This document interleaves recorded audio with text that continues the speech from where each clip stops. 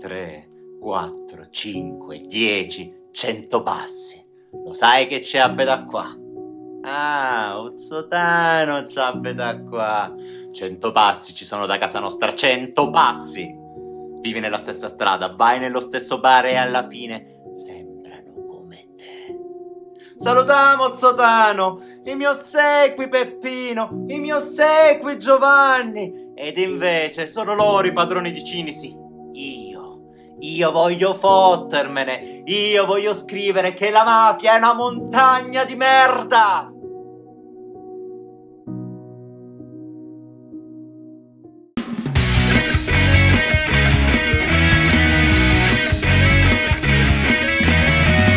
Ciao a tutti Giramondo, quest'oggi voglio fare con voi un viaggio un po' diverso da quelli precedentemente fatti.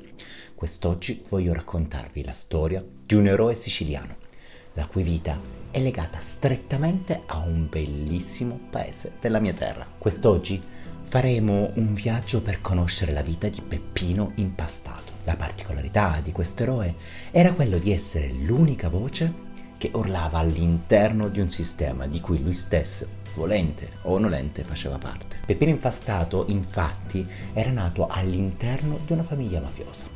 Ma questo di certo non fermò il nostro eroe, che grazie alla fondazione del giornalino L'Idea Socialista e poi successivamente la fondazione di Radio Out, per anni andava a denunciare i crimini della mafia sul suo territorio. Peppino, grazie al suo coraggio o il suo candido idealismo, non si limitava a denunciare il crimine. Lui faceva quello che molti non osavano fare. Peppino faceva nomi e cognomi. Peppino era la voce della giustizia, ma spesso la verità è un peso davvero gravoso da portare, tanto che il nostro eroe diede la vita per fare quello che molti non ebbero mai il coraggio di fare. Nella notte tra l'8 e il 9 maggio del 1978, Peppino Impastato venne ucciso. Una perdita davvero, davvero amara per la mia amata Sicilia. Ma ciò che fa ancora più rabbia è che gli assassini non si limitarono ad ucciderlo, ma cercarono addirittura di infangare il buon nome di Peppino, cercando di inscenare un attentato suicida. Incredibile.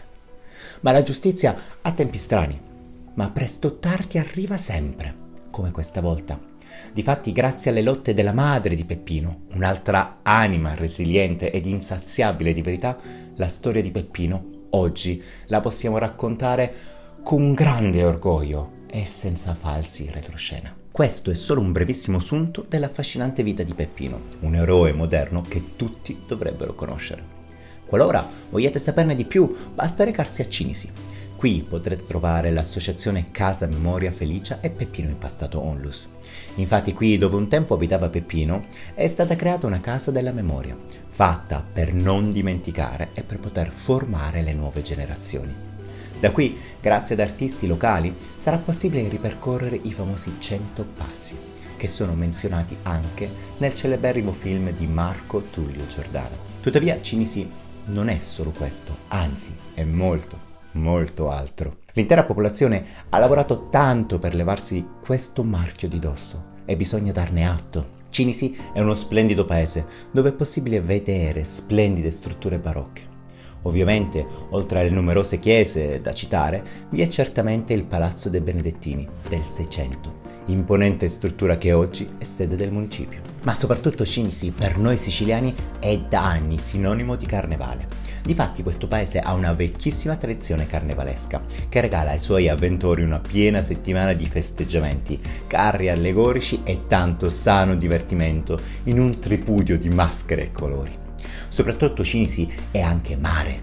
Difatti in questo territorio vi è la spiaggia di Magagiari, che non sarà la spiaggia più conosciuta o estesa della Sicilia, ma regala ai suoi bagnanti un mare meraviglioso. Vorrei concludere questo viaggio riportando le parole dell'ormai fu Presidente della Repubblica Sandro Petrini. Il popolo siciliano è un popolo forte, generoso, intelligente. Il popolo siciliano è figlio di almeno 3 civiltà, greca, araba e la civiltà spagnola. È ricco di intelligenza questo popolo, quindi non deve essere confuso con questa minoranza che è la mafia. È un bubbone che si è creato su un corpo sano. Bene viaggiatori, questo inusuale viaggio è terminato e vi ricordo di lasciare i vostri mi piace e i vostri commenti proprio qui su YouTube e anche su Facebook e sugli altri social se volete. Vi saluto e vi rimando alla prossima avventura. Ciao!